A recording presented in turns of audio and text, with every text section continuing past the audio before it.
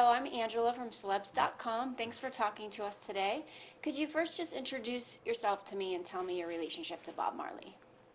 My name is Neville Garrick. I was Bob Marley's art director, and I'd say close brethren. You know, we worked together from about 1974, and I still work with the family. It's been my only job. That's a good one. And I'm Rohan Marley, one of Bob's sons. Wonderful. And been a son all my life. I love that. That's a good job too. Right? Have you both seen the completed film? Absolutely. Tell me about the experience, each of you, of what, because it's an epic movie. It takes you on a ride. So Yeah. I would love to hear I from love each of those you. words, epic. Yeah. You know, that's a big word. It is. All right. It was a big life. Well, all right, as a son, you know, and getting to really sit in the theater and seeing what Kevin Macdonald brought together on screen to really, with Neville and the entire cast members, to really capture the essence, as Neville said, of my father. I think for me, it was emotional, very emotional. Like, I smile, I laugh, you know, my eyes run water.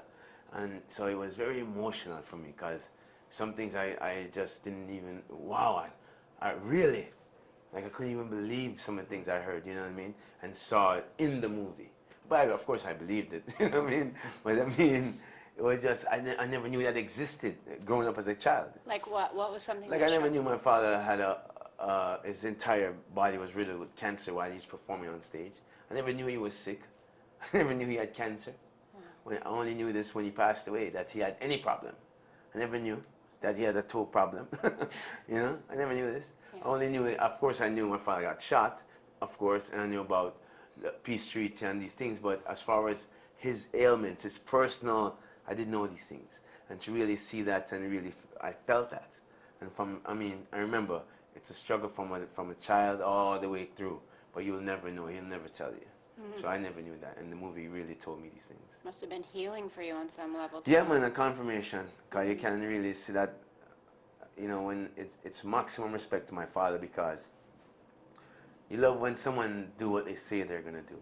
And you love when someone live the life they say they live, you know, and to really see that. And then with the part with the nurse, for her to really tell us that about the man, how humble he is in his weakest state, I would say, you know. I mean, in physically, but not spiritually.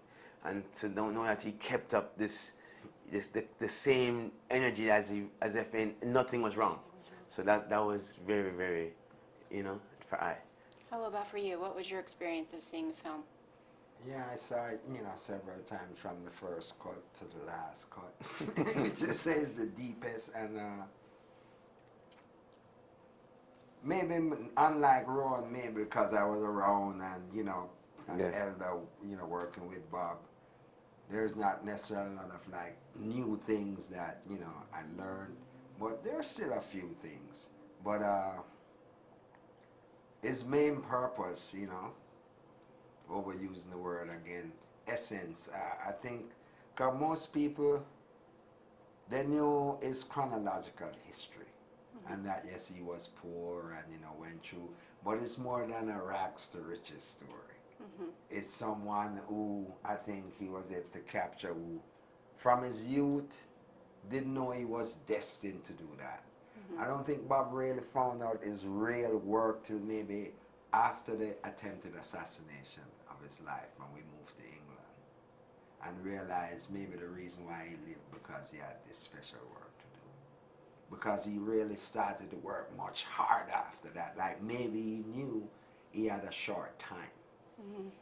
Because he was the last to go to bed and the first to wake up. I think he's never slept. Because I spent time with him in Miami, you know, when he was recovering from the surgery to his toe, and I always try to wake up before him, you know, like I go sneak in the room and say, I'm up already, man, you know, because he likes to sing early in the morning. He likes that raspy kind of Rod Stewart voice. I'm just saying like, yeah man, go get the guitar, you know, go and make some bush tea, probably from lime leaf and ginger and, you know, mint, and that's all Rastas we drink. got tea with a little honey. Bush tea. And then he would just start singing. So, you know, the whole thing is his lyrics were slices of life, and that's the most important thing he kind of left for us. And the film really gives you the human picture of him, not just his success. And it also shows some of his flaws, because no one is perfect.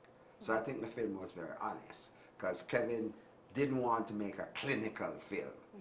He wanted people, young people, old people, to have a better understanding of why is this man after 31 years he passed, he's having so much, he's selling millions of records. They don't even promote Bob Marley records at Universal. They don't sell by themselves, because each generation, the parents have LPs. They don't even know what LP is.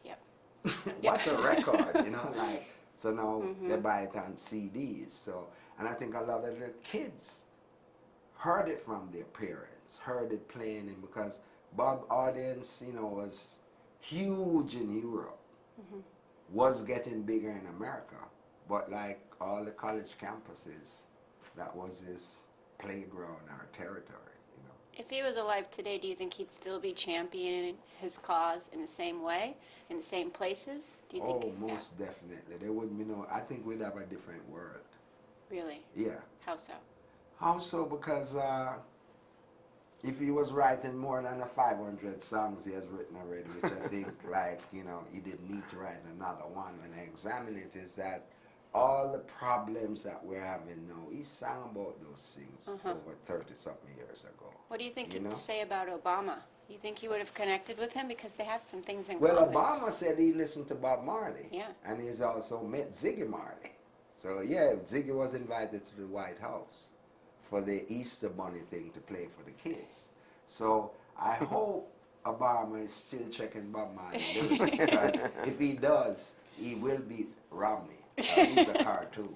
I don't want to get political, but I couldn't resist. No comment, right? Yeah, I don't know too much about that stuff, but I would say that my father just continued to help the children and to really teach about the future, about life, you know, generation, that it's great to procure the earth, you know, and really live in peace and love, you know. Yeah. So that would continue to be his message, ever living.